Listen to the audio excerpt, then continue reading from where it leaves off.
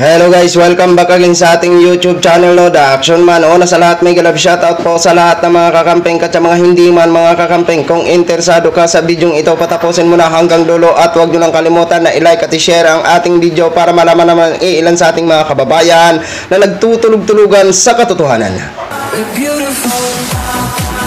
So muli naman nagbabalik ang nag-iisa yung host na si The Action Man para magbigay ng komentaryo at reaction sa mga mainit ng issue ng bayan.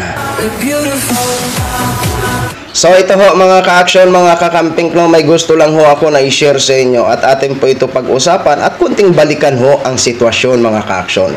So doon nga po sa pagsalita ni Mig Zubiri na kung saan nag-step down siya bilang isang Senate President, mga ka-action, mga kakamping, no?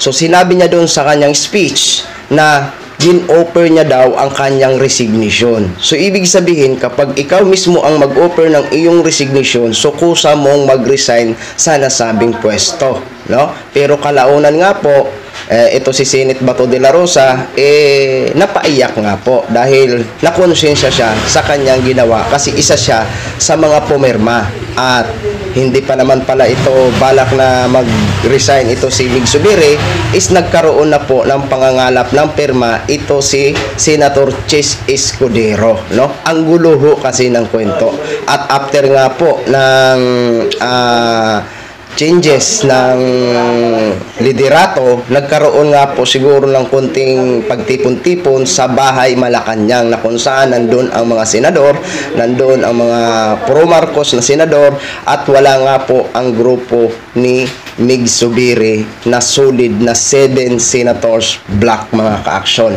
So dito, may isa akong video na napanood, ito si Senate GB Ejercito na tanong ni Ronald Llamas sa nasabing interview kung naimbitahan ba siya doon sa pagtipon-tipon sa bahay Malacanang ng mga senador ho, mga ka-action.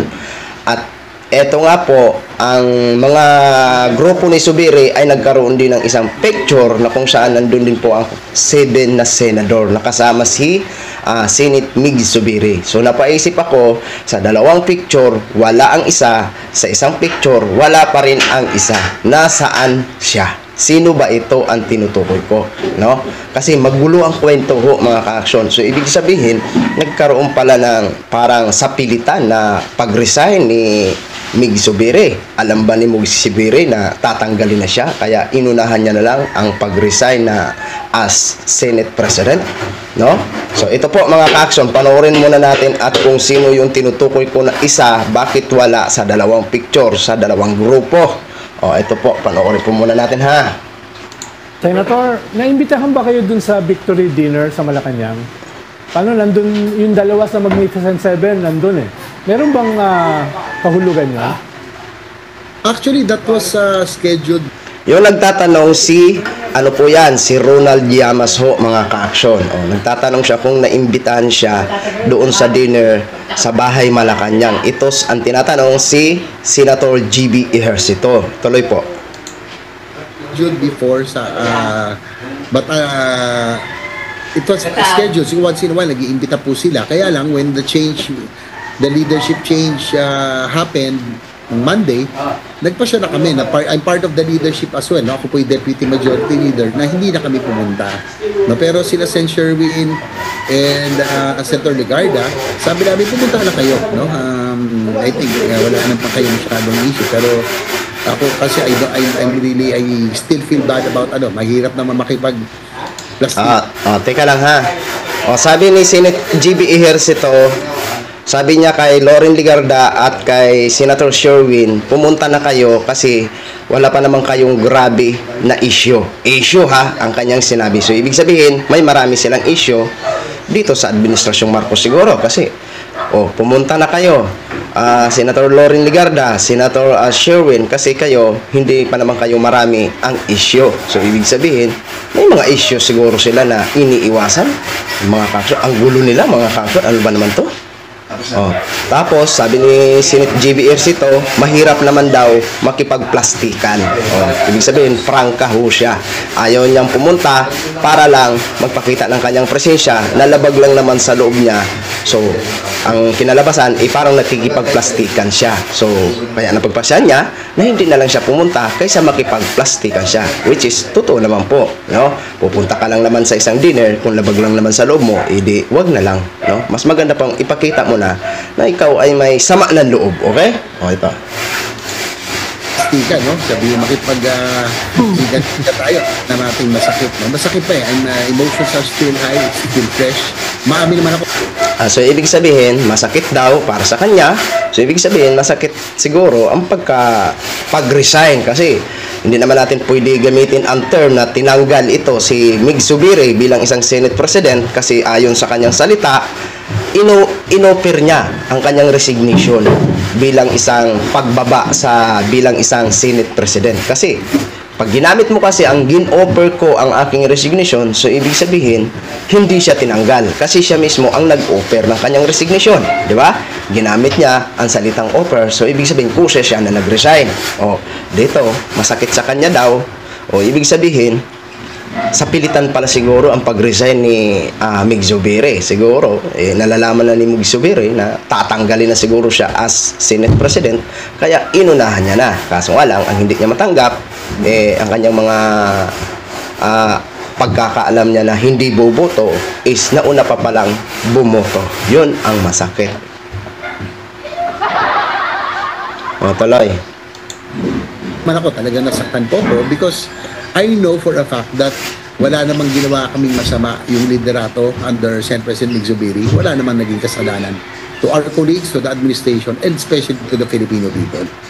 Sen, pag sinabi niyo ayaw niyo makipagplastikan, you're referring to your colleagues in the Senate in that dinner, or are you referring to the host of the dinner? Well, of course, siyempre, it will be awkward, Ed, no? Na, siyempre, they were the ones who booted the whole leadership out. Kasama na rin po kami doon. Tapos, magkakasama kami kaagad doon sa isang party. Ano pong pag-uusapan ho namin? Di ba? Napakahirap naman makipag-small talk doon sa mga taong, alam mong, nagtanggal sa iyo sa pwesto. So, alam na po natin kung bakit ang naging dahilan kung bakit wala sila sa dinner ng bahay ng Malacanang, mga ka-action, mga kakampeng, no? Ngayon, so, mas maganda yung prangka kaysa pumunta ka doon na mas masama lang naman pala ang loob mo. Okay, mas maganda yung ginawa nyo po. No, wala po kaming dyan. So, ngayon, nalalaman pala namin na medyo may mga gap-gap pala ang bawat isa sa inyo dyan.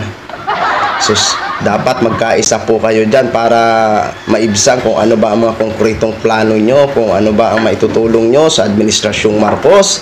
Hindi pwede po yung parang isip bata ho kayo, dapat maging professional ho kayo, di ba? So, ito nga po, ito. Yan, picture po yan ng 7 solid na kasama ni Mig Zubiri. Ayan na. Ayan ha.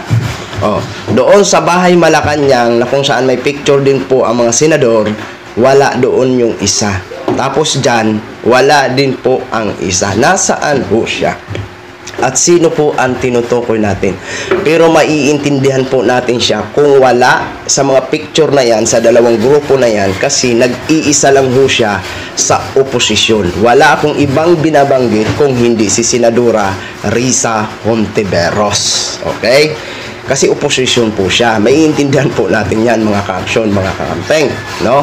Pero alam naman po natin na kahit nag-iisa si Senadora Risa Hontiveros, ay ang kanyang boses ay para sa mga inaapi o sa mga issue na dapat tutukan at dapat imbestigahan.